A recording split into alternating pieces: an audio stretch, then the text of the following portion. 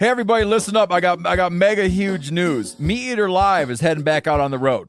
That's right. Join me and the crew. Clay Newcomb, Cal, Yanni, Spencer's going to be there. Phil the Engineer's going to be there.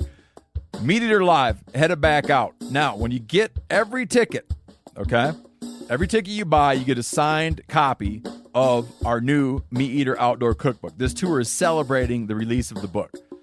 Buy a ticket, get a signed copy, Meat Eater Outdoor Cookbook, wild game recipes for the grill, smoker, camp stove, and campfire, which I'll point out is a $38 value. Here's where we're going to go. April 23rd, the Mesa Art Center in Mesa, Arizona. April 24, the Balboa Theater in San Diego. April 25, the Grove in Anaheim, California. April 27, the Crest Theater in Sacramento. April 29, the Union in Salt Lake City. April 30, the Egyptian in Boise. May 1, the Wilma Theater in Missoula. May 2, the Bing Crosby Theater in Spokane, Washington. May 4, Revolution Hall in Portland, Oregon. And May 5, the last day of the tour, Pantages Theater in Tacoma, Washington. For tickets and more information, visit the events page at themeateater.com. Hope to see you at the show. Hey, y'all, I'm KC. And I'm Tyler. And this is the elk hunting series from the Element Podcast. If you want to get on elk, it helps to hang with dudes that know elk. And that ain't us, but luckily the dudes that know elk have cell phones, and we called them up. So whether you're a veteran of September or you're just cutting your ivories in the elk woods, you're going to hear something here that'll help you get the full draw this fall. If you find this podcast helpful, poke that subscribe button and go check out our elk hunting playlist on YouTube. Now let's rock and roll.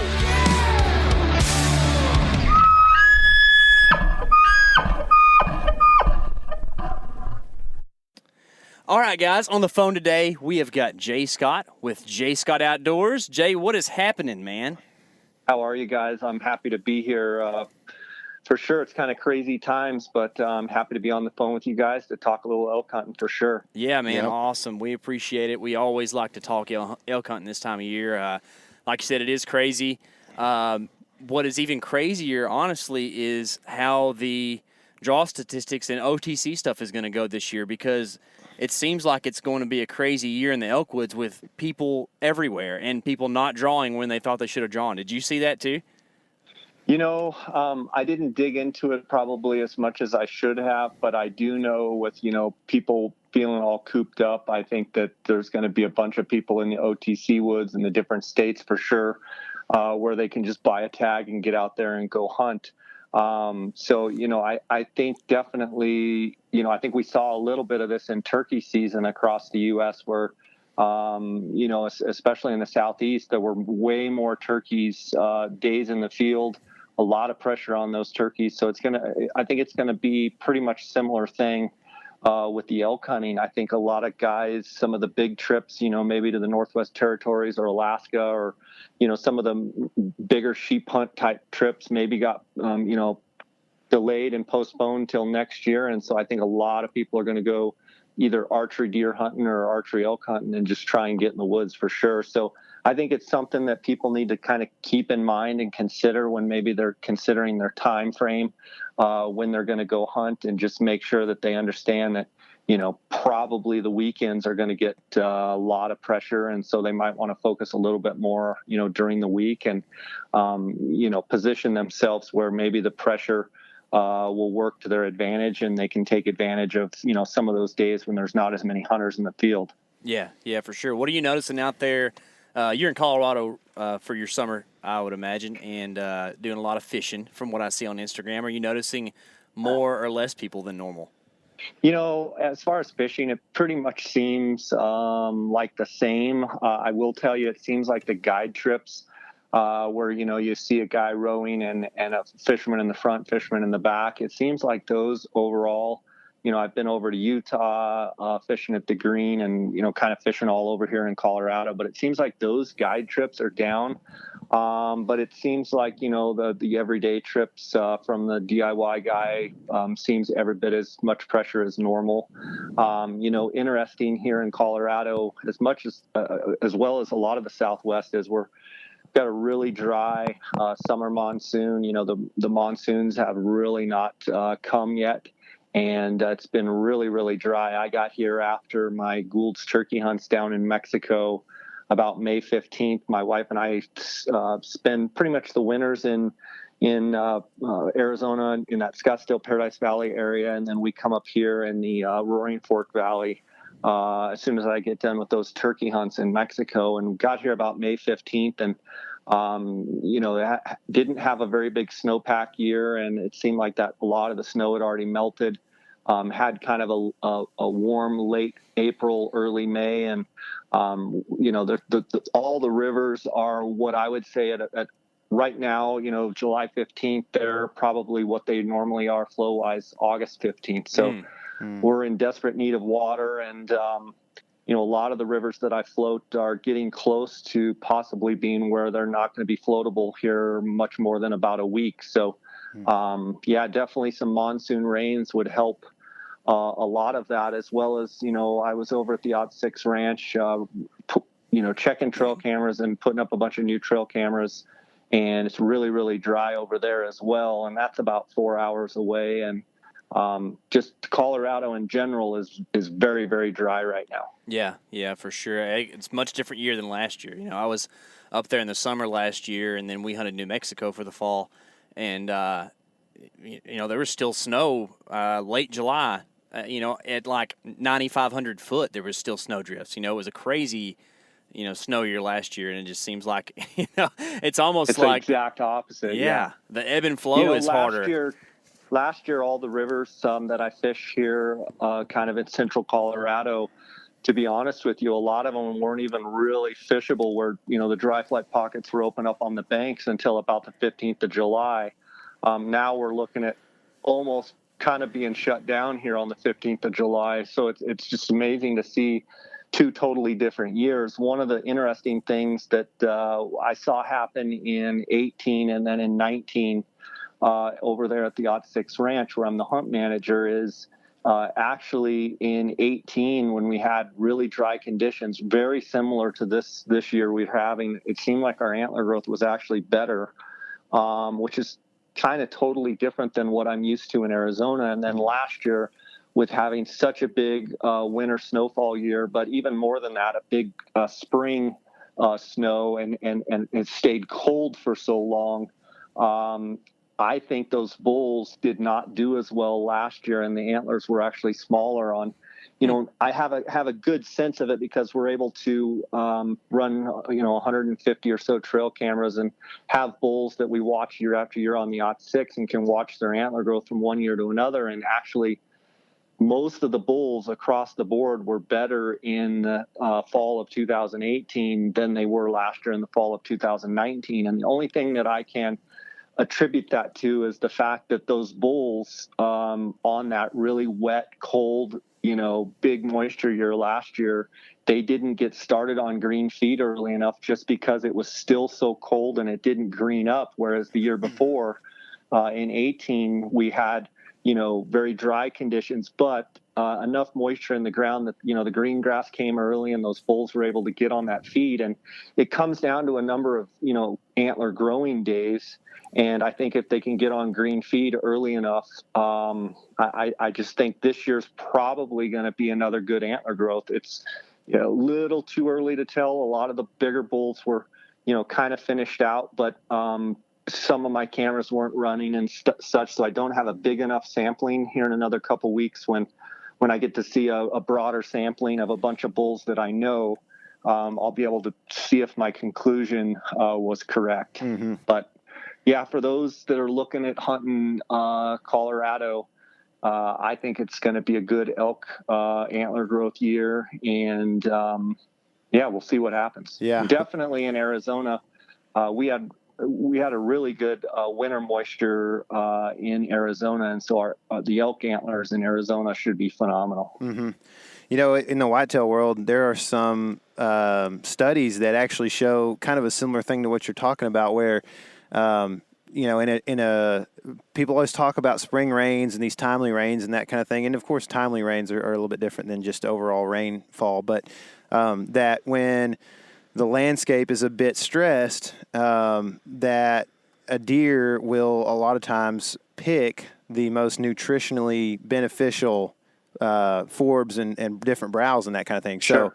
So, then when they know, it's kind of like, I think about it this way. I used to tour in a band for about 10 years, and we, when we would stop late at night, in the middle of the night at a convenience store, I really wasn't thinking about like, can I get some lettuce or something like that? I was like, okay, what's the cheapest thing? And Twinkies. That's exactly right. Like things that are going to fill my stomach up for $2 or less. You know what I mean? So I get like chocolate milk and Pop-Tarts because Pop-Tarts are like 79 cents. Yeah. And you know that Pop-Tarts can stay on the shelf for like 40 years and they never disintegrate or they break down. That should they're tell still us in my something stomach. right They're still in my stomach. That's why we're still full. Yeah. Yeah. Yeah, that's I try not to eat too many anymore, but it's hard to beat a Pop-Tart at about 8:30 in the morning in a deer stand sometimes.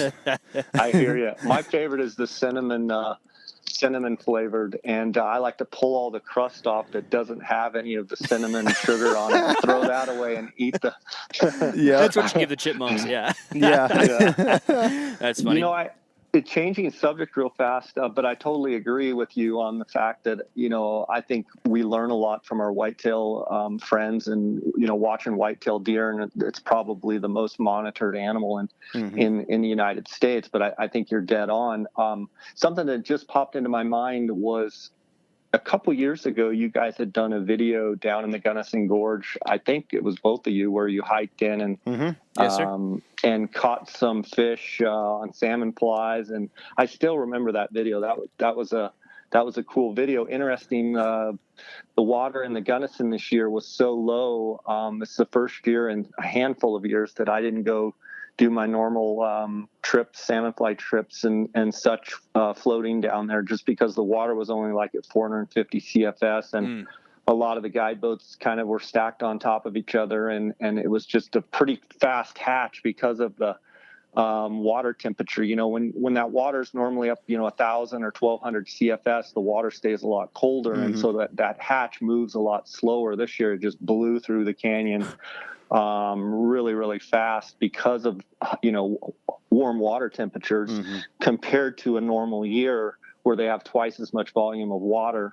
And so a lot of my buddies were all reporting that those salmon flies were normally they kind of progress and kind of move upstream. They just kind of were blowing up all over the river and then they were just done. But I still love watching that video you guys did. You did a really good job. Thanks, on that. man. Thanks, Jay. It means a lot, man. That was probably one of the hardest things to actually, do production on, but also one of the most fun videos that Tyler and I have ever made. You can imagine packing 70 pounds of camera gear to the bottom of the Gunnison Gorge. It was pretty nuts, but a lot of fun. So on that, low water side of things, is that something where, a lot of times we think about elk and public land being kind of going hand in hand. You manage a very large piece of private land. Are elk that are, managed privately affected by water as much? Or since y'all, really monitor your tanks and that sort of thing, do you feel like elk aren't as stressed when in low water situations? Yeah, I think on situations where you've got good access to water, whether it be, creeks or tanks or things like that, as far as drinking water, I think, I think a lot of these private ranches do a really good job of keeping the wildlife into the water.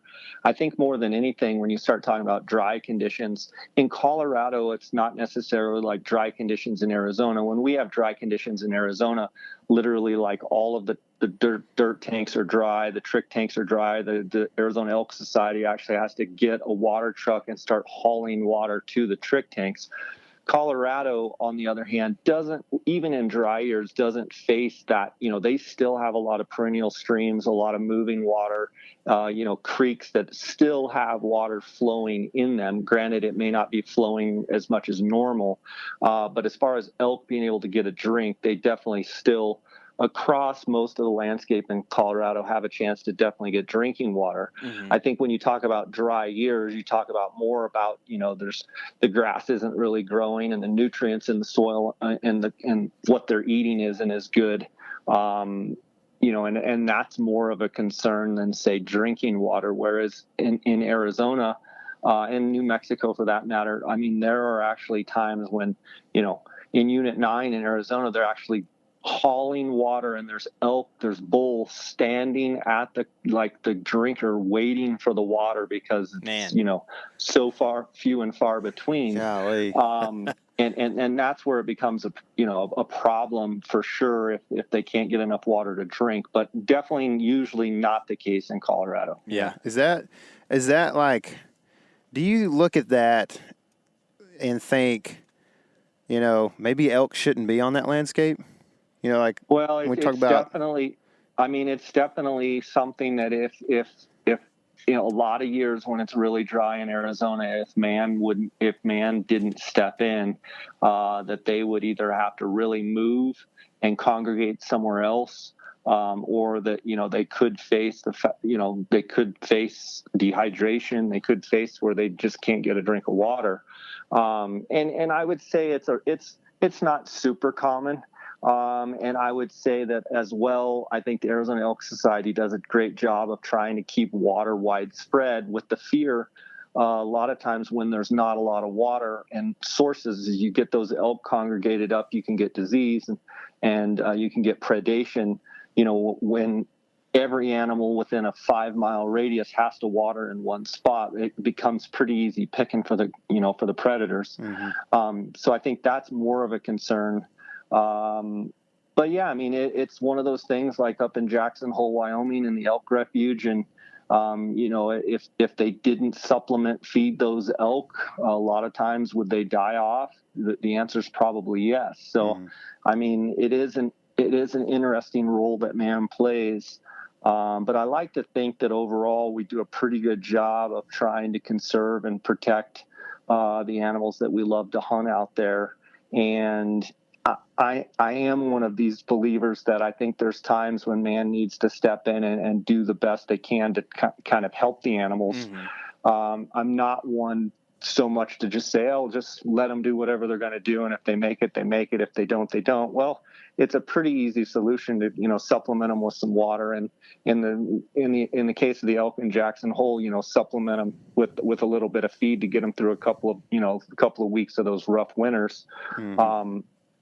Because they are animals that we all love to see out on the landscape, for sure. We just talked about that with another buddy of ours, Adam Keith, who more whitetail oriented guy, but we were having this discussion on what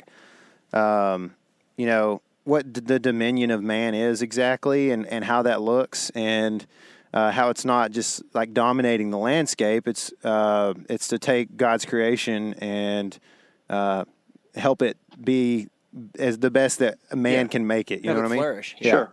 So sure. And I think overall, a lot of the conservation organizations that are around do a really good job. And, I think it's, we're in a weird time right now with a lot of these, I know the National Wild Turkey Federation, although the turkeys have, really flourished across the country, this COVID-19 has really hurt the fundraising. A lot of the spring fundraisers were closed, and it's tough to see a lot of these organizations really suffering for funds and revenue that didn't come in.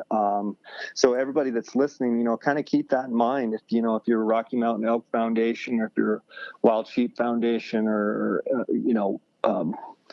Rocky Mountain Goat, Turkey, whatever it may be, maybe send them an extra $50 or something, and because they're really in need right now. Yeah, Mm-hmm. for sure. And I think that one of the things that is good about people being stir crazy and wanting to go hunting is that you will see an uptick in license sales and habitat stamps and all that. So maybe that'll even not the NGOs will benefit from that, but at least the wildlife departments and stuff across the U.S. will at least benefit from high tag sales and whatnot. So that For side sure. of the conservation will be kind of preserved through the whole deal there. So can you tell us a little bit more about what you do at the OT6?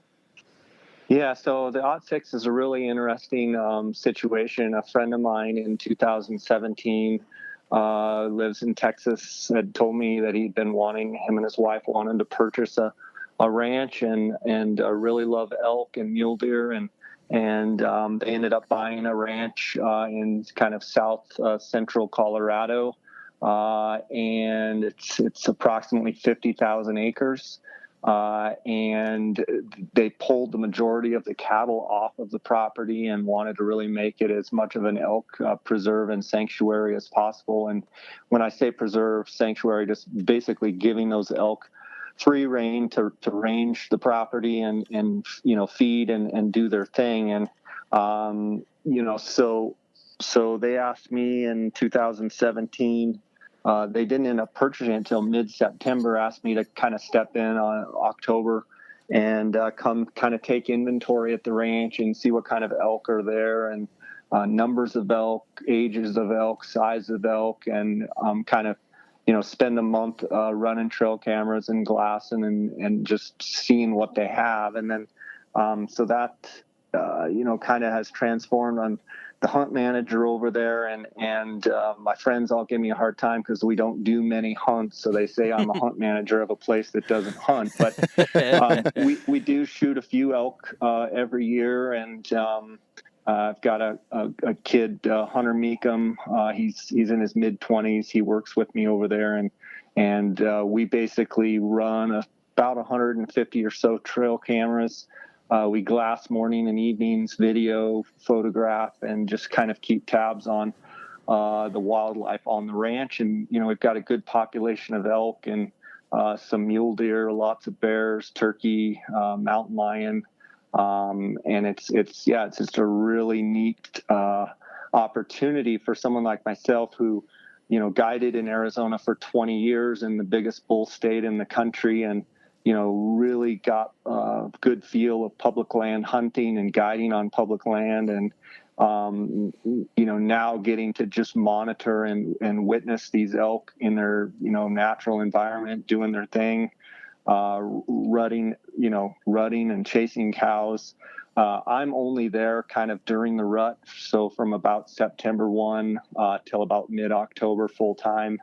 And we're out every single day, morning and evening. And when we're not glassing at prime time, we're checking trail cameras during the day. And we've got an Instagram page, Odd6 Ranch, and just try and post mainly pictures of elk doing their thing. So it's a lot of fun. You get to they bugle really good and get a lot of great video and a lot of great photos for sure. Yeah, for sure, man. And it's a lot of fun just to watch what y'all have going on down there. I follow that Odd6 page, and it's just cool to see giant bulls and elk doing what they do. And I believe last year y'all took one of your well-known bulls off of that place, didn't you? Yeah, so in 2018 we had a bull show up that we actually did not see. Hunter thought maybe he might have seen him in 2017 in mid-October, but then we really didn't. He didn't show up. We didn't really start seeing him until the fall of 2018, and that was the quote-unquote drought year, and he grew a heck of a set of antlers, and we ended up a year later harvesting them last season. But it was really fun in 2018 to get to spend probably 30 days with that bull and get lots of video and lots of trail cam photos and just kind of watch him. And he was probably pushing close to 400 inches that year in 2018. And a lot of people ask me how big I thought he was. Well, my experience is 20 years is Arizona elk, some of the biggest elk in the world. But, being in Colorado, I just couldn't get over the fact that, that bull could potentially be mid 390s or better. And, so I kind of said, 370s, 380, and to make a long story short, last year in the fall of 2019, our expectations were pretty high to see what that bull would do. And he actually, did not, he had 2 devil points off his eye guards that he didn't grow. Then he had a little G6 on I forget which side, but on one of his sides, and didn't grow. And he just was kind of overall in the back a little bit smaller. I think he probably lost at least 15 inches or so. When you compare the rack, the video and pictures from the year before, I think he was probably in that 395 to 400 range. The owner's wife ended up killing him last year. And we knew that he was a little bit smaller. but it was still one of those bulls that, he's just a heck of a bull. And I think he ended up going like 384 or something like that. But just a beautiful, typical 6.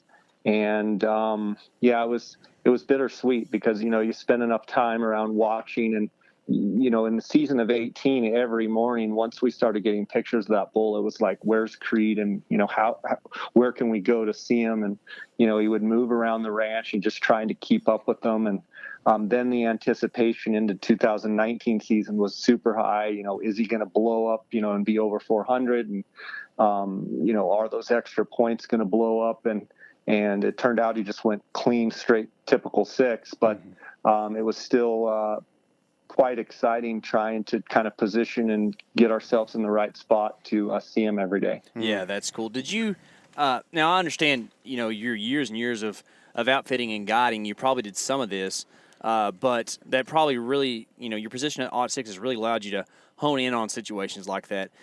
Did you learn more about like bull pattern movements and whatnot because you're able to really follow that distinct bull around on the property that much, or is that something that you kind of have seen and learned throughout your years? Yeah, I would say 20 years of guiding elk in Arizona on public land with lots of competition, taught me a lot of things about positioning and taught me about glassing and being up on a high point and, trying to fight the urge to get, 100 yards from them and get that really, really good video, but, stay away from them a little bit, stay up high and get where you can try and see him more times than not. Because a lot of times with these bulls, if you dive down in the trees with them, you're either going to bump them or, you may get that, once in a lifetime footage. But, with all of the public land hunting, and guiding that I've done in Arizona, whether it be elk or coos deer or bighorn sheep, whatever it may be, I've learned to really get into kind of a monitoring stage and kind of get where, hey, I want to get where I'm not going to bump them or disturb them,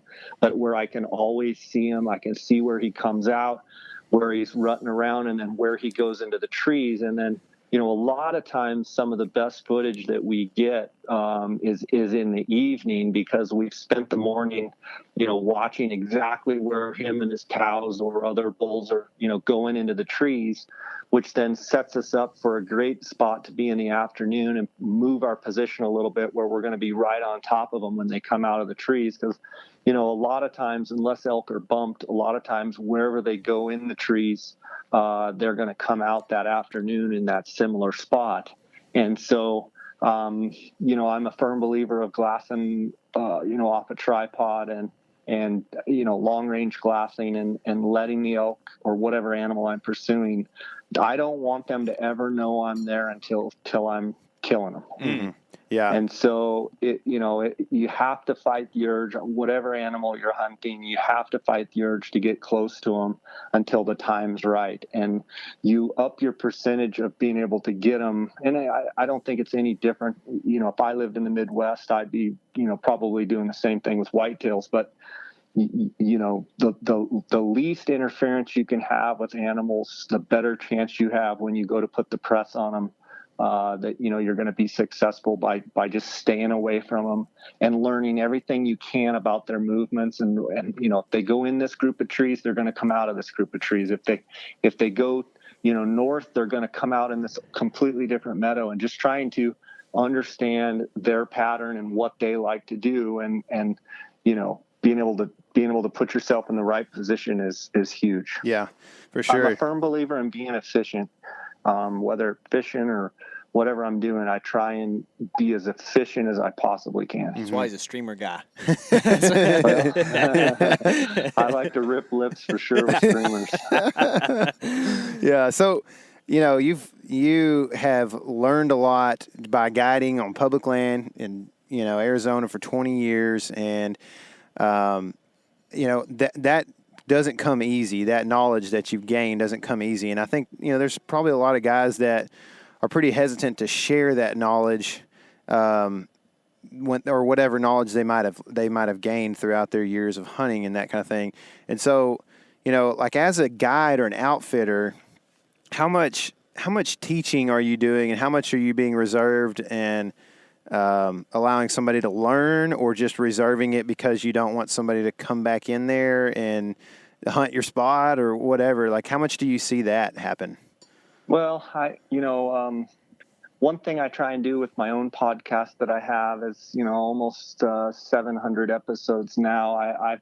I just try and basically anything that I know, I try and pass on and try and help people. And I'm, answering, 150 to 200 direct messages a week, and, emails, and trying to help people as much as I can. The biggest thing that I can do, hunting and fishing in the outdoors has given me so much to be able to give back and to help other people. That's what I live for. With that being said, I think it's important to be aware as a guide and even a DIY guy. The last thing you want to do with your fellow sportsmen is be, specifically giving up spots and giving up areas that may affect someone else's hunt. If it's my spot and I give it up, then I think I have the right to give that up if it's my spot and I found it and I don't ever see anybody else in there. But I do, and I have tried for many, many years to be very aware of other people's quote unquote hunting holes and spots, and, try and be respectful of not giving secrets where specifically some spot that you can go sit on a rock and, see a 200-inch mule deer buck every time you go out.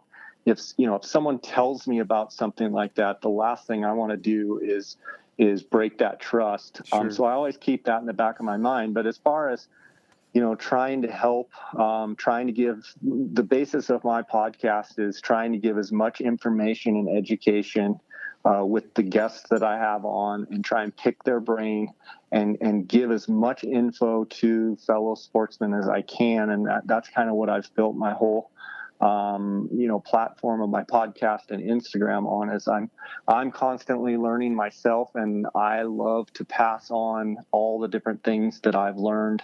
And the best message I can get from anyone is, hey, that tip you gave on your podcast or that tip you gave on your Instagram has helped me, kill this 5x5 bull elk with my bow. And I just wanted to tell you thanks. That to me is the ultimate. Mm-hmm. And that's the ultimate reward. And that's what, my podcast started in 2015 and it's been going a long time, and that's what drives it every day. That's what motivates me every day, is to help people out there for sure. Mm-hmm. Yeah. Well, you helped me catch a 21-inch rainbow last fall, so I really appreciate that.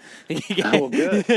Gave me a little tip. But I really do appreciate your podcast, man. It's something I listen to every year, and there's always stuff that's not really, my game, like the bighorn stuff or whatever, but there's always things that are just really, really informational, and I think that's what you do a great job of with your guests, is getting guys who really know what's going on. And that's why we want to talk to you, because you are the compilation of all of those. So that helps. So I think that there's a large sector of the hunting population out there that kind of gets overlooked, especially when you're talking about the Western game. The cool hot topic thing nowadays is, these popping words like public land and OTC, DIY, yeah, all that stuff. But quite honestly, for a large sector of people, that's probably kind of intimidating and maybe even not really achievable, depending on, physical requirements and things like that. Mm-hmm. So, and now I'll be candid, not really something I know that much about, but the outfitter world is really a great tool for a lot of people. So that's something that you know a ton about. So we kind of wanted to talk to you a little bit about that. Let me just first start by saying, what type of person should consider an outfitter when it comes to going on a Western hunt? Well, before I answer that, I think I'd like to say that some of the best hunters I know, mm-hmm. and some of the best fishermen I know are outfitters. They're guides. They're guys that do it every day. They're guides. They're guys that really throw away, opportunities to have corporate jobs and make really, really good money. And they do what they love. And whether it be guiding fishermen or guiding hunters, some of the very best hunters and fishermen I know are guides. I want to say that first and foremost. But to answer your question, I think, I know what you mean when you talk about DIY and public land, and you've got all these, this group and that group, and this group doesn't like this group and that group. It's all nonsense to me. We're all hunters. We all like to feel the wiggle of the rod tip, and we all like to see, we all like to eat whatever we're going to shoot and have that sport of hunting. So we're all in this together. But the reality is, the guy that might look at getting an outfitter is someone that maybe skill wise isn't as good. And then there's some guys that hire guides that are some of the best hunters I know. So they want to hire other people that are like-minded and that know what they're doing to put them in the best chance they can to succeed. I know a lot of guys that only have so much time and they want to be efficient with their time. And they want to learn, and they want to be in position to be able to harvest a big mule deer buck or a big bull elk, or at least get into bulls that are bugling. And so, it's one of those things that with social media and stuff. One of the negative things is you kind of compartmentalize, and you get these groups that are, this group and that group, and you get bitterness, and you get all this different stuff going on, and I try and stay away from a lot of that nonsense, and just encourage guys that if you haven't had any success for the last 5 years, and you've only heard one elk bugle in those 5 years, and you've never even had a bull elk inside of 50 yards, you might want to talk about hiring a guide or hiring an outfitter to be able to put you in position to potentially succeed. And and that's one thing. If you hire an outfitter to take you fishing, a lot of times they're going to know the best flies to use. They're going to know when to switch from one fly to another because of something that's happened, whether it be water temperature or condition, or potentially if you're high country mule deer hunting, that the guy knows exactly where you need to sit and when you need to move, and okay, in the afternoon we need to be over here, in the mornings we're going to glassing, and having a totally different strategy. And I would encourage guys to consider going with some of these great hunters and guides and learning. And then once they've done that for a year or two, or 5, or one hunt, a lot of times you can learn enough on one hunt that you kind of get it figured out. The reality is we're all trying to be successful, and we're all trying to have fun at what we're doing. So why not increase your odds of efficiency and success by learning from someone that gets into whether it be elk, deer, sheep, fish, whatever. And that's one thing I tell people a lot is the 20 years of guiding in Arizona. One thing that's made me a pretty good elk caller is because of opportunity and the amount of time that I've sat and listened to elk calling. Well, if you're a guy that's been for 3, 4, 5 years and you love elk calling, but you've never had an interaction with an elk, you're never going to get better, and you're never going to learn. I lived in the greatest elk state in the country, in Arizona, and spent 20 years in a row, the month of September, never took a day off, and basically monitored elk for 20 years for 30 days straight. And it got me a lot of at-bats, and those at-bats made me know when to call, when not to call, when to stalk, when to sneak, when to cow call, when to bugle. And it's circumstantial because of all the opportunities. It made me better at what I do. And so that's kind of my pitch out there for people that are maybe considering using a guide or an outfitter is, consider someone that's had a lot of interactions, and they're going to be able to get you in to good situations where you have a chance to succeed. Mm-hmm. I think a lot of guys want to think of this, the guy that goes on the outfitted trip as being what KC likes to call a big hunter, and not necessarily a guy that hunts a lot, but a guy that's a pretty big dude and needs somebody to help him get around the mountains, that kind of thing. And, to me, when you're starting out, there's not a better way to get a jump start into elk hunting than to learn a little bit from an outfitter, and then kind of take what you learn and morph it into your system and work that way on the OTC, lands and that kind of thing throughout. And there's a couple of things that, as you were talking there, I was thinking that are, important parts. People like to talk about the hunt is as big of a part of it as actually pulling the trigger.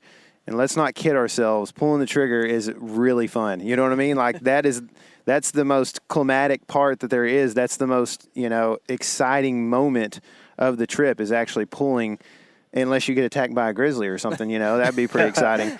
But you know what I'm saying? And same thing, like you said, you like to feel the wiggle of the rod. I went on a trip, and KC tried to give me as much information as he could down to the bay here in Texas in March and tried to catch fish, and I did not feel the wiggle of the rod at all. Luckily, there was crabs to be caught.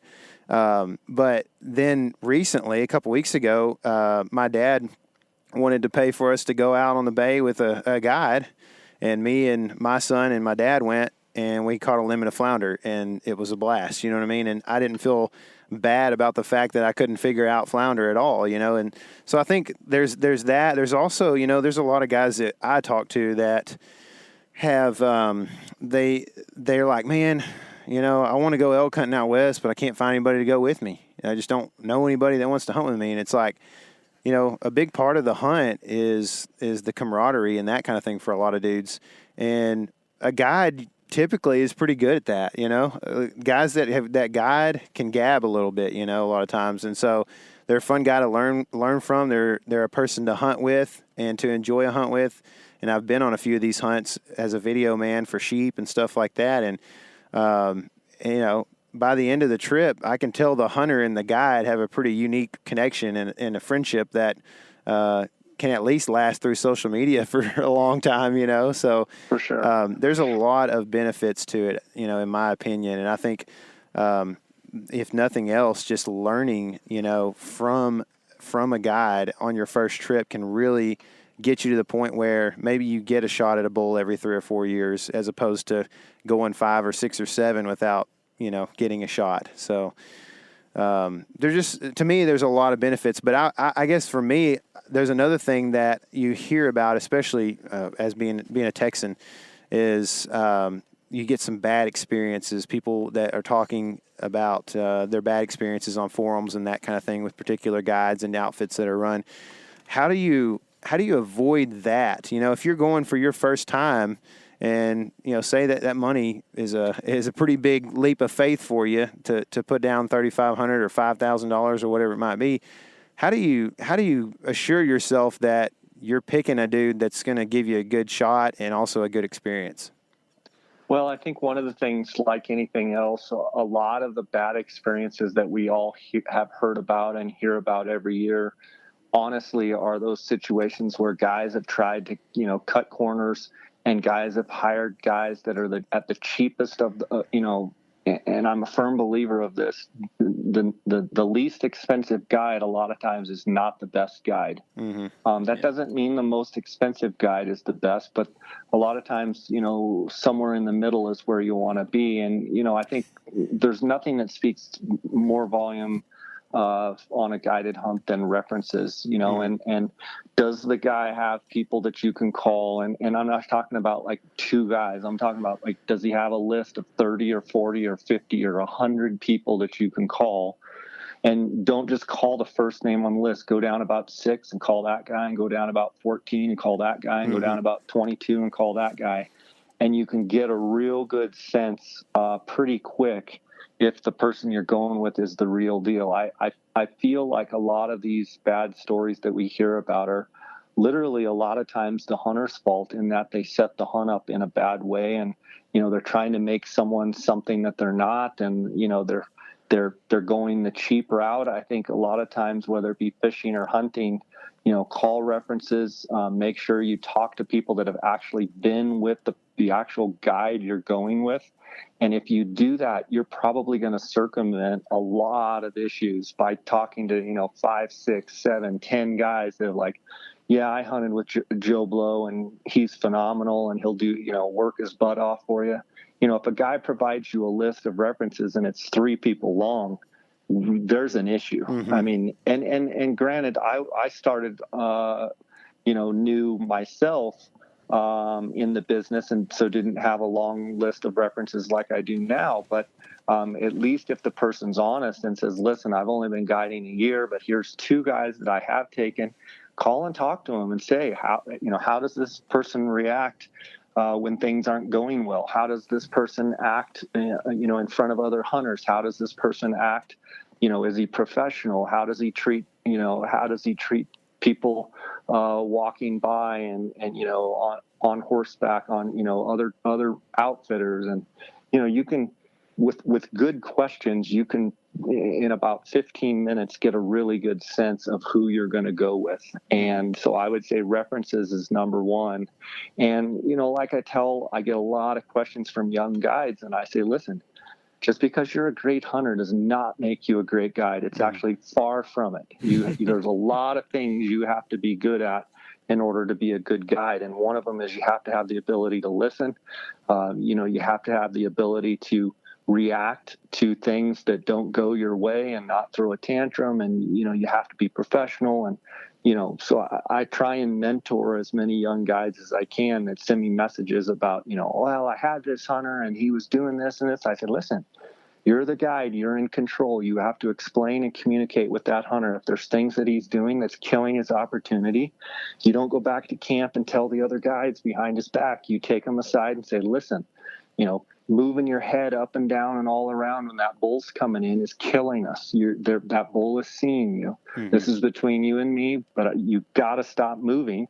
Sometimes as a guide, you have to take the bull by the horns a little bit and say, listen, that cast you're making is killing us every time. You have to be a little bit more diligent on your cast. Or, elk hunting, you have to pick your position where you're going to set up when that bull is coming in. And when that bull is coming in, you've got to, be very, very still and let that elk walk by you before you, go to draw your bow. And, I think if people would communicate, guides, hunters would communicate with each other more, that a lot of these situations would be avoided. Yeah. So, you get your good references, and you feel like that the guide that you have contacted is a good guide, and you're going to choose him for your hunt. Let's talk a little bit about what questions you might ask the guide before your trip, and then also talk about hunter etiquette as well. And because I know I grew up around my dad owns a fishing lodge on Lake Fork, bass fishing, and so we had a lot of guides in over the years, and I know that a lot of those guides have plenty of stories where the dude that hardly fishes at all is like, why don't we go over there and fish? And it's like, well, because I've never seen anybody catch a fish over there in 26 years that I've been fishing this lake. It's kind of like sometimes you get that aspect as well from the hunter. So maybe talk about, like I said, the questions that you might ask your guide going into the hunt, how often maybe you should contact him ahead of time and when, and then also a little bit of etiquette for the hunter. Yeah, I think the questions you need to ask are, how long have you been guiding in the area that we're going to be hunting? Have you had successful trips and unsuccessful trips? How much scouting do you plan on doing before the hunt?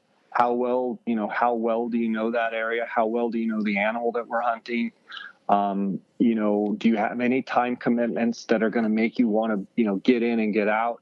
Are you in it to win it? Are you in this hunt? Are you dedicated to this hunt the entire time, whether it's a, 5-day hunt, 7-day hunt, 10-day hunt, 14-day hunt?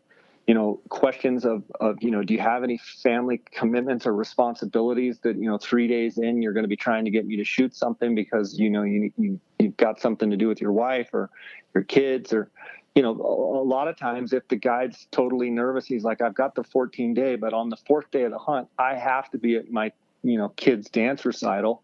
Just tell them, communicate that and say, listen, I'm going to give you 14 days of, the best hunt you've ever had, but I have to leave midday on that one day and I'll be back that night. Those things can be, totally circumvented if you have good communication and instead of the guide getting all uptight and the hunter going, well, why is he so uptight? If he would have just said, hey, at noon, I've got to run into town, I'll be back. Probably everything's going to be fine. Mm-hmm. But, a big thing is how many hunts have you done in this particular unit or on this property or in this, specific area? How much experience do you have? And, and if the outfitter doesn't want you to talk to the guide right there, that's a red flag to me. Mm-hmm. That's a red flag because, That's the outfitter trying to hide something. Mm-hmm. And, you don't want situations like that. So, if the outfitter's being funny and won't let you talk to the guide, that's a serious red flag. But, it all comes down to experience in the field with that particular animal in that particular area, and how successful have you been?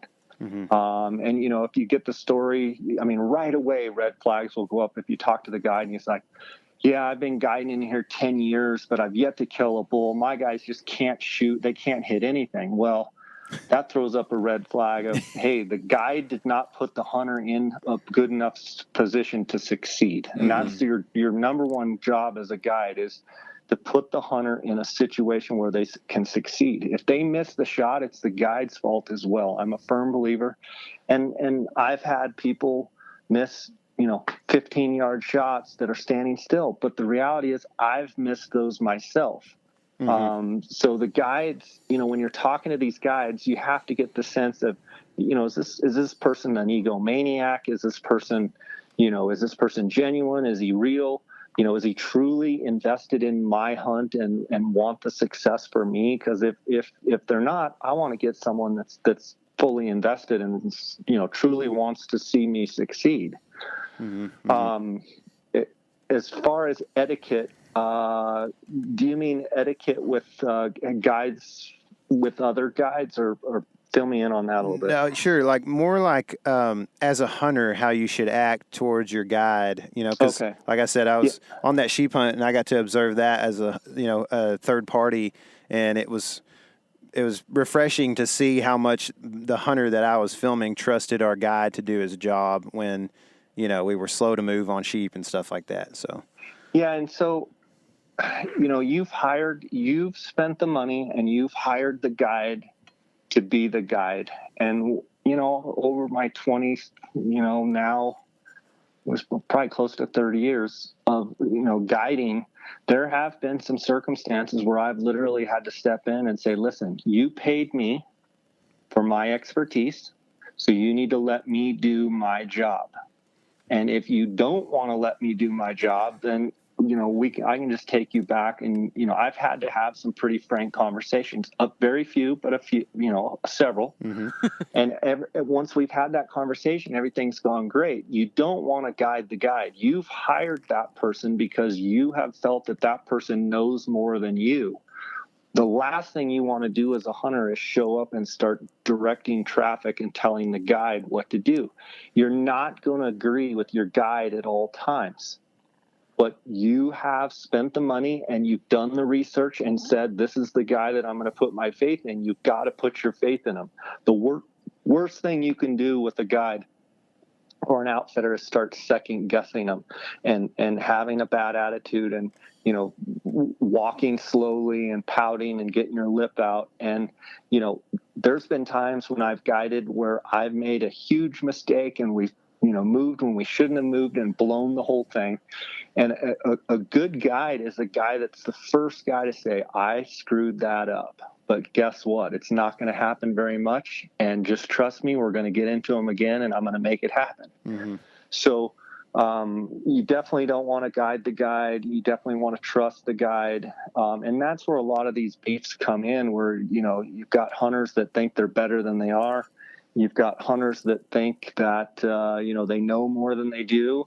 And that's where, the rub can be. And I try and, when I'm going to guide someone, I try and ask questions as well to make sure that I'm not getting into a situation where someone's going to come in and tell me how to do things, because they're hiring me for my expertise, not to tell me how to do it. Mm-hmm. Yeah. Mm-hmm.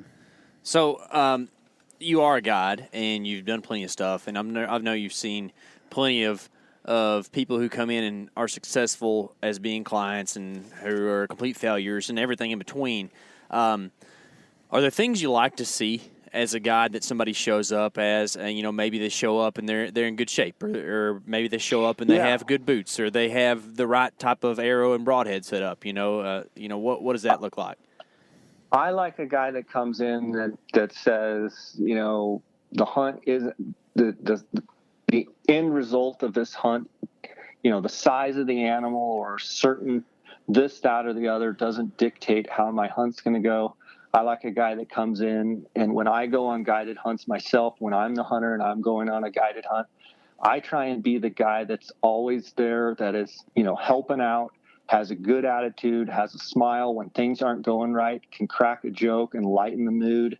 And because let's face it, a lot of times on these 14-day hunts, it's not always going to go great. And a lot of times it's a grind. And the best guys that I've guided are the guys that, when we all know that we both made a huge mistake, we just smile, laugh, and say, let's get them the next time. The worst scenario is, a guy that's just, gets his dauber in the dirt and pouting and walking slow and, being short and not answering you. And, you ask him, well, what happened? He's, just a bad attitude. The best thing you can do as a hunter is show up with a great attitude, show up in shape, know your equipment, and be ready for the circumstances and smell the roses a little bit. I think, a lot of these hunts, they're, whether they be high dollar hunts that you drew a great tag and a great unit, and the pressure is so great that you forget to have a good time and you forget to just enjoy all the little things about a hunt. And, I'm a guy who, when I hunt personally, I love to kill big animals. I love to kill the biggest, baddest, most mature, just biggest animal that walks. And I do it with great intensity, but I also like to have fun. And I also like to just, try and have a good time and enjoy all of the grind of that hunt. Because, we've all had hunts where you go out and you shoot the big giant on the first day, and we've had them where you go out and shoot them on the 14th day, and had a ton of them where you don't get anything at all. Mm-hmm. So I look at hunting more as not the end result, more as just the adventure and the excitement. A good example, in 2018, I bought a hunt, my first personal sheep hunt in the Northwest Territories at Arctic Red. We did 67 miles in 9 days, saw 19 rams, and I never pulled the trigger. Didn't see a 10-year-old plus ram. That's what they like to kill there. And, I chose not to shoot one. And, that's a lot of money. And most guys would say, I'm coming home with something regardless. The last day I'm shooting whatever.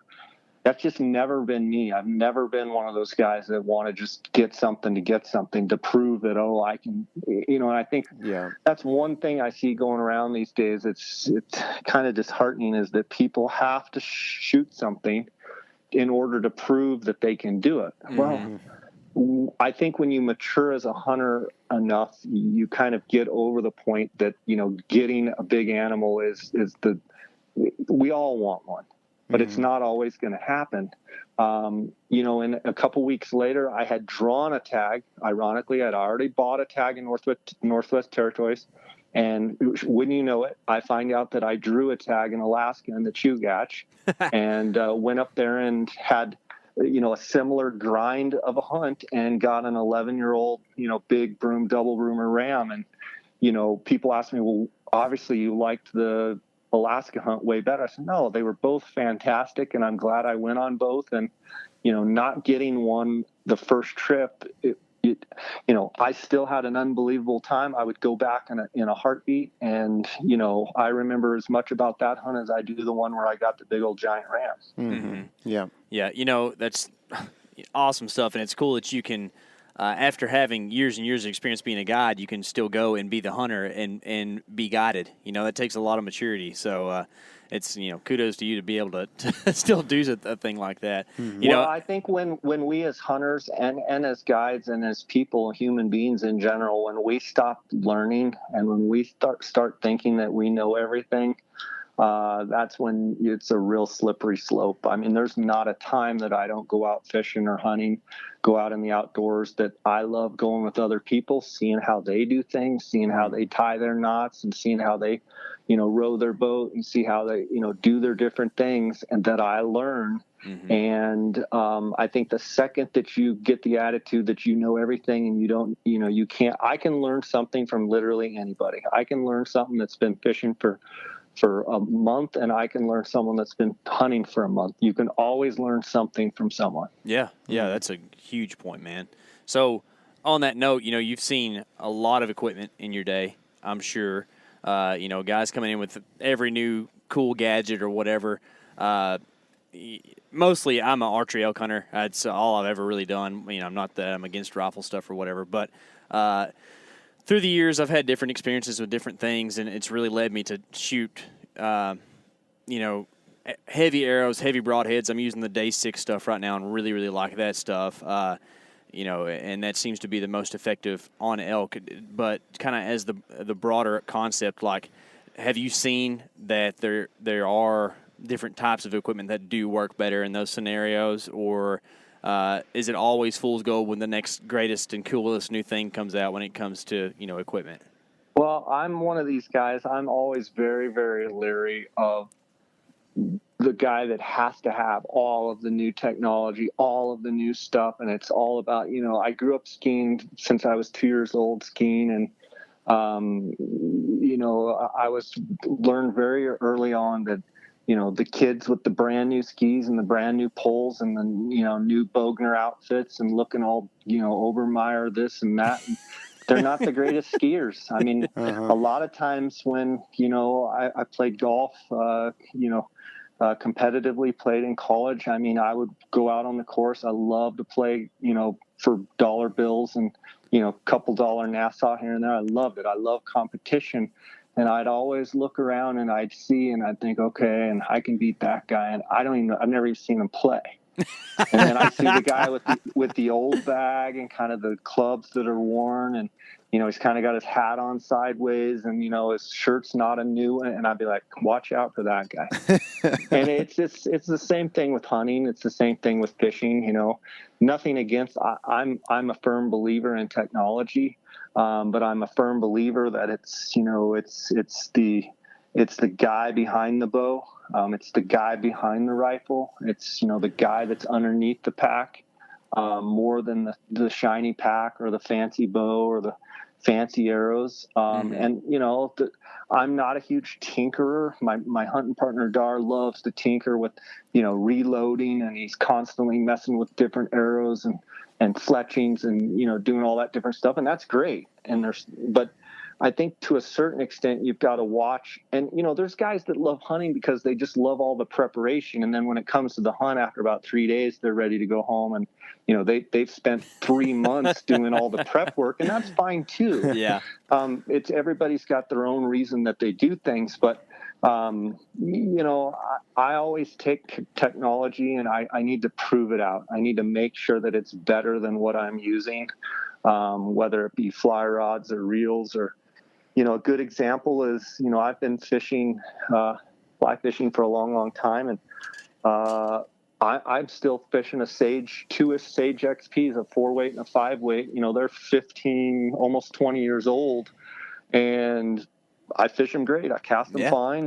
And I could go out and spend, $1,500 on a brand new Sage rod every year. That's, in my opinion, not necessarily going to make me that much better of a fisherman.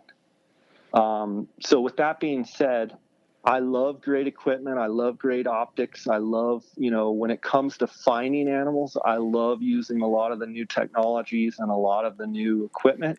But I caution people, especially in archery,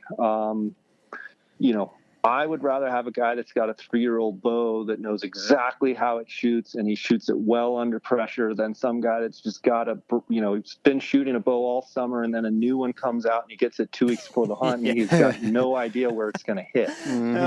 Jay, you probably know some of those bow companies better than we do. Can you please tell them to stop releasing bows during hunting season? Because it's super stupid. I think with all that being said, though, as a consumer, whether we're talking bows or golf clubs or tennis rackets or skis, it's a phenomenal time to be a consumer because there's a lot of great companies that are really pushing the envelope and pushing each other. And being able to have choices as a consumer, 50 years ago they didn't have near the choices that we do now. And so I encourage people to take advantage of new stuff and take advantage of technology. Just make sure you prove it out before you think it's the greatest thing since sliced bread. There's nothing like shooting under pressure. There's nothing like, making it count when the pressure's on. And if you can, great. But I encourage you to use the equipment that you feel comfortable with and that you have faith in. I would much rather be guiding someone that's, got a 30-year-old rifle and shot it a lot, knows exactly what it's going to do, than someone that's been tinkering around and, he shows up for the hunt and he's shooting flyers all over at 100 yards, and you're just like, oh my gosh. I mean, I would rather have the guy with the beat up scope and the beat up rifle and, the beat up backpack, and he lays down and you're like, this guy's going to shoot, tacks. I mean, this is a done deal. Yeah. Yeah, that's cool. Hey, why are we like blessed with the most technology ever and like the greatest, and latest stuff? Like, I mean, crap, we have handheld maps like Onyx and stuff like that now, and you can look at all these harvest statistics and all that, but why do the statistics not really go up that much? Why are elk still just as good at getting away from us as they've always been? Well, I just think they have that big of an advantage. I think they're just, a wild animal is a wild animal, and no matter how much equipment and technology you have, the elk still seem to reign supreme, and that's just the beauty of it. I mean, I think if it was easier, I think it would not be as fun of a sport as it is. And, I think a lot of the calls have come a long ways, and, obviously the binoculars and the tripods and to be able to spot them from a long ways off and be able to kind of keep your eye on them comfortably. That's all made us better. But again, I think a lot of it comes down to, you can have all the greatest gadgets in the world, but if you don't know how to use them and you don't, use your time efficiently, and, I'm a huge proponent of making stocks on animals that have a high probability. And I think a lot of people have all this new fandangled equipment and just think they can plow in there, and, an elk's nose is still never going to deceive them. Yeah. And you still have to do things right, no matter what equipment you have. And, I think the technology is just going to continue to get better. I think we're going to have better equipment, better chances to use equipment that's going to make us better. But I still think we got to go back to being as efficient as we can and go for high probability opportunities. Much like a fish, laying out their big 22, 23-inch brown trout, at the end of the run, just sipping dry flies. You can't just go flying in there and throw it a foot from his face and have him eat it. He will every once in a while, but you might want to sit there and watch him a while, figure out exactly what he's eating, and then wait for him to get in a position in the pool where you can make one cast and catch him. And that's a lot of how I look at, calling in bulls and with elk specifically, is make sure that you don't go after them if you're not in a high probability. You've got to play the odds, and they've got to be in a high percentage. You don't want to take a stab at them unless it's a high percentage opportunity. Yeah. Yeah. Wise words, man, for sure. Hey, are you going to be the trigger man any this fall? I didn't draw any tags. I thought I was going to draw. I had 19 points in Arizona. I thought I was going to draw the Arizona Strip 13B for mule deer. I had about a 54% chance to draw. My wife's like, well, 54%, that's like either you do or you don't. I'm like, well, percentage-wise, I had a 54% chance to draw. Next year, I should be 100%. I did not draw that. And of all the hunts, I may hunt a Mexico Coues deer, depending on how all of my other hunts and stuff stack up as far as guiding. But probably another year for me of just guiding. I've got a lot of points in Arizona for archery elk. I think I have 18, as a resident. So I'm pretty much going to be able to draw any elk tag I want here in the next couple of years. So I'm just trying to pick the right year and the right opportunity. So yeah, that sounds pretty awesome, man. Are there still some open spots to do some Coues or some Goulds hunting with you down there this year? So my Gould's turkey for 2021 are completely booked. Much of my 2020 season, because of COVID-19, we were able to kill 17 birds, but we were scheduled to shoot 75. And so most of those hunters got pushed to 2021. So as Gould's, I'm pretty well booked. I do have the opportunity for a few more Coues deer hunts if guys didn't draw anything and want to go on a January Coues deer hunt for sure. And I'm already booking for 2022 for Gould's turkey as well. Yeah, awesome, man. Well, guys, if you didn't know already, the Jay Scott Outdoors podcast is probably the most comprehensive and best place to learn anything you want to know about Western outdoor stuff. So, Jay, thank you so much for all the information that you've shared with us through the years, man, and especially in this podcast. Like always, your wealth of knowledge, and just can't thank you enough, man. Well, I appreciate you guys thinking of me and having me on, and wish you the best of success with your podcast. I'm glad to see it's going great. And it's always great to have great podcasts out there and getting lots of good information passed around. So kudos to you guys for keeping things going and having the success that you are. And again, thanks for having me on, and God bless both of you. Sounds Thanks, good, brother. Jay. Well, have a good season, man. Okay, guys, take care. Now that was some killer info. Don't forget to subscribe, and a 5-star review means a ton to us. Remember, this is your element. Living it.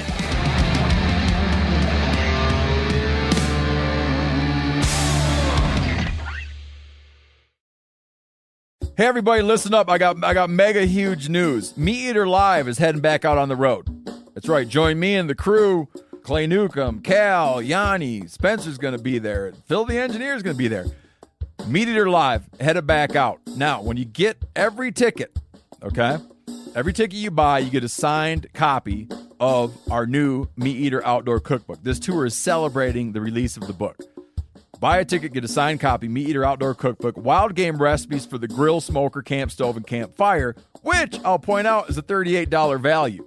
Here's where we're going to go. April 23rd, the Mesa Arts Center in Mesa, Arizona. April 24, the Balboa Theater in San Diego. April 25, the Grove in Anaheim, California. April 27, the Crest Theater in Sacramento. April 29, the Union in Salt Lake City. April 30, the Egyptian in Boise. May 1, the Wilma Theater in Missoula. May 2, the Bing Crosby Theater in Spokane, Washington. May 4, Revolution Hall in Portland, Oregon. And May 5, the last day of the tour, Pantages Theater in Tacoma, Washington. For tickets and more information, visit the events page at themeateater.com. Hope to see you at the show.